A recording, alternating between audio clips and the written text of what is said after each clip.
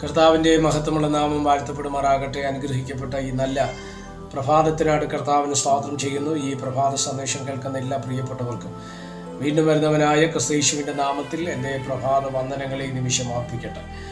ഉൽപ്പത്തി പുസ്തകം 26-ാം അധ്യായം അതിൻ്റെ 18-ാമത് വാക്യം. തൻ്റെ പിതാവായ അബ്രഹാമിൻ്റെ കാലത്ത് കുഴിച്ചതും അബ്രഹാം മരിച്ച ശേഷം ഫെലിസ്ത്യർ നികത്തിക്കളഞ്ഞതുമായ കിണറുകൾ ഇസഹാക്ക് പിന്നെയും കുഴിച്ച് തൻ്റെ പിതാവ് അവയ്ക്കിട്ടിരുന്ന പേര് തന്നെ ഇട്ടു. ഈ വാക്യങ്ങൾ കാട്ട ദൈവത്തിന് സ്തോത്രം ചെയ്യുന്നു. ഉൽപ്പത്തി പുസ്തകം 26-ാം അധ്യായം എന്ന് പറയുന്നത് ഇസഹാക്കിനെ ചില ഓർമ്മപ്പെടുത്തലുകളിലൂടെ കൊണ്ടുപോകുന്നതാണ്. നമുക്കറിയാം, അബ്രഹാമിന്റെ കാലഘട്ടത്തിൽ സ്തോത്രം ഒരു ക്ഷാമം കനാൻ ദേശത്ത് വന്നു. ആ ക്ഷാമത്തെ പ്രതി സ്തോത്രം അബ്രഹാം എവിടേക്ക് പോയി? മിസ്രൈമിലേക്ക് അപ്പം തേടി പോകുന്ന ഒരു സംഭവം നമുക്ക് വായിച്ചിട്ടുണ്ട്, അല്ലേ?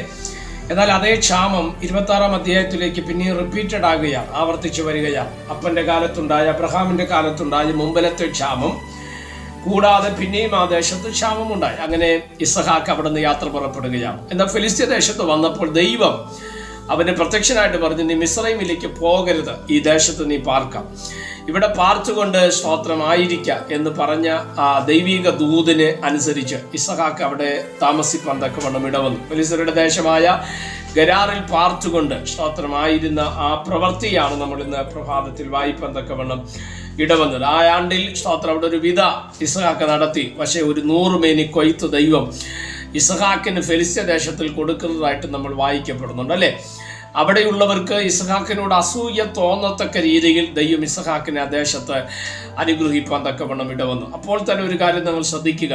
സ്തോത്രം ഇവിടെ 18-ാം വാക്യത്തിൽ നമ്മൾ വായിക്കുന്ന ഇങ്ങനെയാണ്: തൻ്റെ പിതാവായ അബ്രഹാമിന്റെ കാലത്ത് കുഴിച്ചതും അബ്രഹാം മരിച്ച ശേഷം ഫെലിസ്ത്യർ നികത്തിക്കളഞ്ഞതുമായ കിണറുകൾ ഇസഹാക്ക് പിന്നെയും കുഴിച്ചു. എന്താ അതിൻ്റെ അർത്ഥം? ഇവിടെ നിങ്ങൾ ശ്രദ്ധിച്ചാൽ മനസ്സിലാക്കാൻ പറ്റുന്ന ഒരു കാര്യമുണ്ട്. സ്തോത്രം അബ്രഹാമിന്റെ കാലത്ത് ഉണ്ടായിരുന്നതാണ്, അബ്രഹാം ചെയ്ത പ്രവൃത്തിയാണ്. പക്ഷേ കാലത്തിന്റെ പോക്കിൽ സ്തോത്രം ഫെലിസ്ത്യർ അതിന് മണ്ണിട്ട് നികത്തിക്കളയുവാൻ തക്കവണ്ണം ഇടവന്ന്. എന്താ അതിനകത്ത് മറിഞ്ഞിരിക്കുന്ന ഒരു ദൂത്? കഴിഞ്ഞ തലമുറയിൽ അല്ലെങ്കിൽ കഴിഞ്ഞ കാലഘട്ടത്തിൽ സ്തോത്രം ഉണ്ടായിരുന്ന ചില നന്മകൾ, വാഗ്ദത്തങ്ങൾ, വിടുതലുകൾ, ഉറവകൾ, ആത്മീക പ്രവർത്തികൾ ഈ കാലഘട്ടത്തിൽ അത് അടഞ്ഞുപോയി, അല്ലെങ്കിൽ ഫെലിസ്ത്യർ അതിനെ നികത്തിക്കളയുവാൻ തക്കവണ്ണം ഇടവന്ന്. എന്നാൽ ആ ദേശത്ത് പാർക്കുന്ന ഇസഹാക്ക് അതിനെ പിന്നെയും ആ സ്തോത്രം തുറന്നെടുക്കുന്ന ഒരു കാഴ്ചയാണ് നമ്മൾ ഈ വാക്യത്തിലൂടെ മനസ്സിലാക്കുവാൻ തക്കവണ്ണം കഴിയുന്നത്. എന്നെ കേൾക്കുന്ന പ്രിയപ്പെട്ടവരെ, ഇന്ന് പ്രഭാതത്തിൽ ഈ ദൂത്, ഈ വചനം നിങ്ങളോട് ഞാൻ കൈമാറുമ്പോൾ ഒരു ആത്മീക ദൂത് ഞാൻ കൈമാറുകയാണ്. കഴിഞ്ഞ കാലത്ത് പിശാച് അടച്ചു കളഞ്ഞത്, സാത്താന്റെ മേഖലകൾ മൂടിക്കളഞ്ഞത്, നികത്തിക്കളഞ്ഞതിനെ പിന്നെയും നിവർത്തിയെടുക്കാൻ, പിന്നെയും തുറന്നെടുക്കാൻ, പിന്നെയും അതിനെ കുഴിപ്പാൻ ആവശ്യമായ ഒരു ദൈവകൃപ നിങ്ങളുടെ മേൽ കർത്താവിൻ്റെ ആത്മാവ് അയക്കുവാൻ തക്കവണ്ണം ഇടവരും. എത്ര പേർ അത് വിശ്വസിക്കുവാൻ തക്കവണ്ണം തയ്യാറാകുന്നുണ്ട് എന്നെനിക്കറിയത്തില്ല. വിശ്വസിക്കുക, ദൈവം ചില അത്ഭുതങ്ങൾ നിങ്ങളുടെ ജീവിതത്തിൽ ചെയ്യാൻ പോകുകയാണ്. Praise the Lord, hallelujah.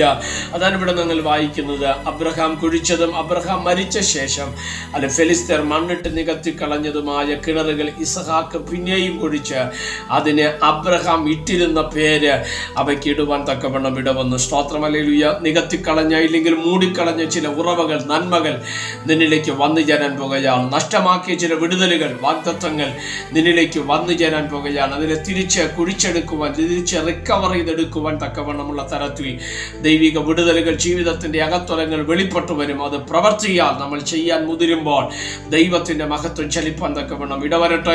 പ്രാർത്ഥനയോടെ അതിനുവേണ്ടി കാത്തിരിക്കാം, പ്രവർത്തിക്കാം. ദൈവം നമ്മെ സഹായിക്കട്ടെ. പ്രാർത്ഥിക്കാം. പരിശുദ്ധനായ ദൈവമേ, സ്വർഗീയ നല്ല പിതാവേ, സന്ദേശത്തിനാണ് നന്ദിയോടെ കർത്താവിന് സ്തോത്രം ചെയ്യുന്നു. ഈ സന്ദേശം കേൾക്കുന്ന എല്ലാ പ്രിയപ്പെട്ടവരെ തൃക്കരങ്ങൾ തരികയാണ്.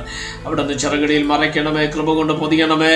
അനർത്ഥങ്ങളിൽ നിന്ന്, പ്രയാസങ്ങളിൽ നിന്ന്, പ്രതിസന്ധികളിൽ നിന്ന് കർത്താവ് വിടുവിച്ച് രക്ഷിച്ച് മാനിച്ച് അനുഗ്രഹിച്ച് ഉദ്ധരിക്കുന്ന യഹോവയുടെ കരം ജീവിതത്തിന്റെ അകത്തലങ്ങളിൽ വെളിപ്പെട്ടു വരുവാൻ സ്വർഗമിടവരുത്തേണ്ടതിനായിട്ട് ഞങ്ങൾ പ്രാർത്ഥിക്കുന്നു. ആത്മീക ഭൗതിക മേഖലകളിൽ കർത്താവിന്റെ കരം വെളിപ്പെട്ടു വരണം. എല്ലാ ശൂന്യതകളെ അവിടെ നിന്ന് മാറ്റും. വിടുതലോടെ കാക്കും. മഹത്വം അങ്ങേക്ക്. യേശു കർത്താവിന്റെ നാമത്തിൽ പ്രാർത്ഥനകളെ കേൾക്കണം. സ്വർഗീയ നല്ല പിതാവേ, ആമേൻ. എല്ലാവരെയും ദൈവം അനുഗ്രഹിക്കട്ടെ. God bless you.